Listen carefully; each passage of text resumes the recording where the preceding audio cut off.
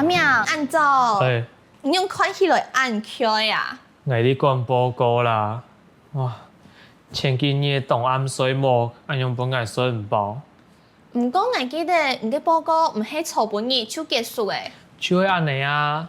啊，古时候我初本日按部10点就去水木诶，早晨7点放床，所以9点钟咧。唔过我喺知道动脚呀，动上嘅水木，哦，头脑清醒咧。唔过有上司水久同水好其实冇共用呢。啊，乜嘅意思？我睡晏覺呢？你做咩腦背做運動嘅時間，我就去睡木誒？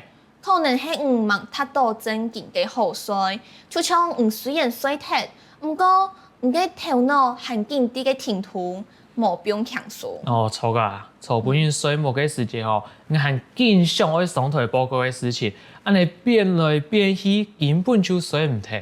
係啊，唔睇少啲壓力狀態，安尼頭腦緊聽圖就冇好好歇困。係啊，安尼頭腦都冇歇困到哦。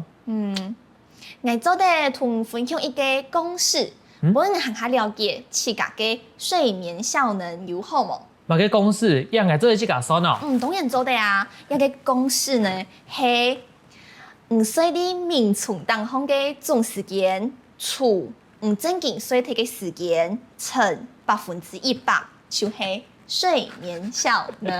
有講，唔講愛學堂是，將阿妹堂類中用咧，還能有你嘅直接人來講。你也哦，嘿假使啊，按部頭9點去睡木，唔過呢11點半才睡徹，早晨6點半就睡醒，睡唔落覺，唔過呢7點才離開眠床。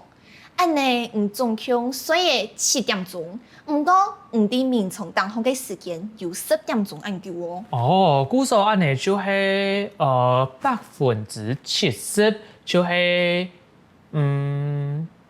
19.7嘅時間。